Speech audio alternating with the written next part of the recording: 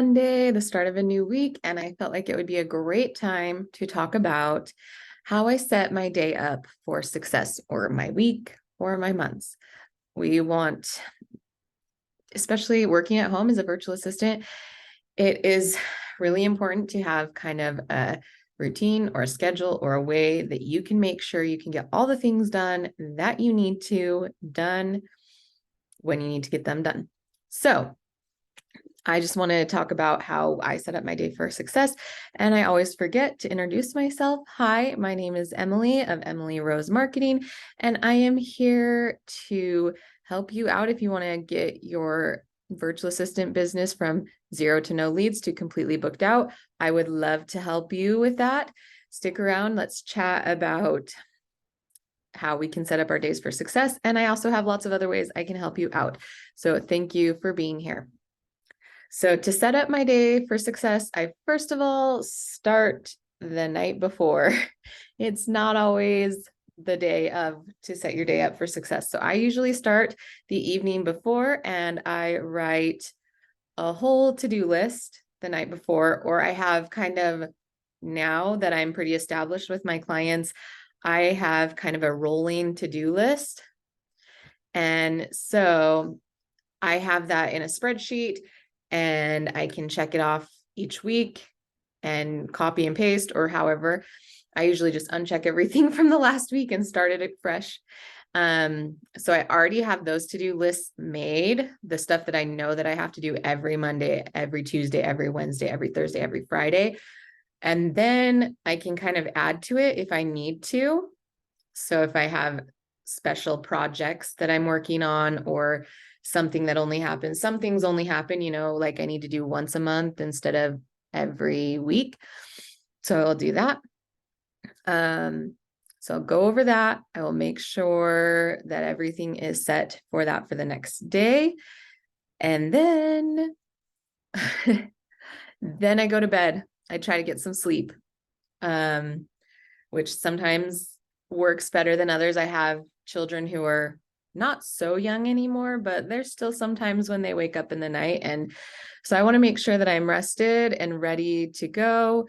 So I have my lists made. I know kind of my schedule and my outline of my day. I look at that too. I look at my calendar, see if I have any appointments that are, not a regularly occurring thing. And then, I go to bed, get some rest. And then in the morning, I wake up, and it depends. My schedule's a little bit different because I have my kids half of the time. So half the time I have like my kids' schedule, half the time I have my no kids schedule. And I have that kind of built in. So when I have my kids, I know I've got to get up, I've got to get them ready, I've got to get lunches ready, get them to school. And then once I get them to school, I always go to the gym. On the days that I have my kids and I don't have my kids, I always go to the gym first thing in the morning. That's what works for me because I need to get that movement going. It helps get my brain in the right place, gets my mental health in the right place. And so that is what I do. I go to the gym, and then once I come home from the gym, I always like to come home, and even though I'm working from home, I usually get completely ready. I shower, I do my hair, I do my makeup, I get dressed. And I mean, sometimes that is still, like today is cold and freezing outside. So I am wearing leggings and just a t-shirt. But I always try to, that kind of sets me up to know that I am going to work. And I feel like if I needed to hop on a call with someone, I could be on a call with someone. So then once I'm ready, I, go back. I try to do this every day. This is like a gratitude journal. So I just try to always start positive that way too. I do. Hey, Ruth. So good to see you. So I always try to start positive with that as well. So gym, get ready, gratitude. And then I start in on my work. And I kind of have a different flow for every day. Like I said, there's certain tasks I have to do for certain clients on certain days. And so then that's when I start with my checklist. And I just kind of go down through and do as much of it as I can until it's time for me to have lunch. Then I'll stop and I'll have a lunch. This one is so good. This gratitude journal. I love it. I got it on Amazon. It's so cute. It's just got like spots for the date and three things you can be thankful for. Good days start with gratitude is what it's called if you can't read it. But I do love that. And even if you don't need it, you can just do it in a notebook. But I feel like it is a good place to start in gratitude. And that kind of sets me up to be more successful, patient, happy, like feeling better about things throughout my day.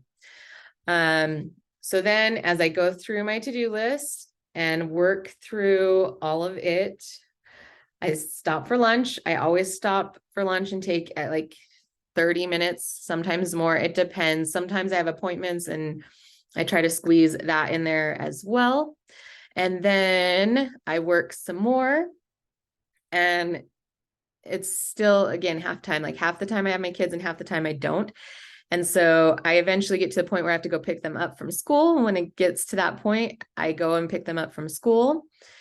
And then I try to focus my time with them after I pick them up. So we will go do something fun. Sometimes we have dance. Sometimes we just, go play and go visit family, do errands, but I try to be present with them on those afternoons that I have them and not work then, because then there's the other days. And this is just where you have to kind of figure out your own schedule to make it successful for you. So then on the days when I don't have them, I can work later because I don't have to stop and do that. So those days I kind of have more stuff built into my to-do list that are not things that have to be done on certain days, that they can be done on those days when I have more time. So I just have kind of time blocked my schedule and stacked my to-do list to work that way for me. And then Fridays are always a weird day for me. I do have some work, but my kids do not go to school on Friday. My kids do a 4-day school week. And so Fridays, I do work some while they're home, and they have their own thing that they do. They will either play or work on a project. Anyway, we're all just here and they will do their thing. I'll do mine. I try not to spend too much time on it. I try to do the bulk of my work when my kids are not around. Now that they're older, it used to not be that way. I used to work with them here because that's what I had to do. They were younger. But now they're in school, and so I can do that. And then I feel like I can devote my time to them better in the evenings or on the weekends when I have them.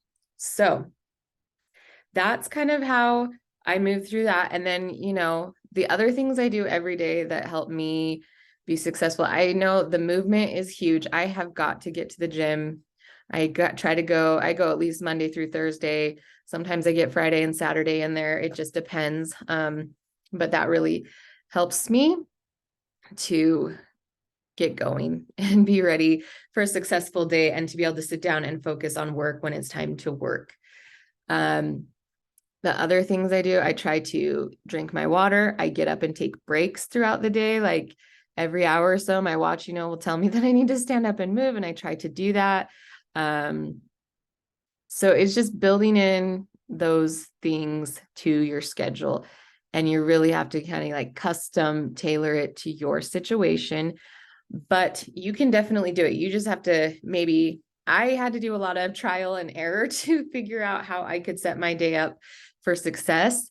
And it's an ongoing process. It changes because when we are in school, it's different than when it's summer.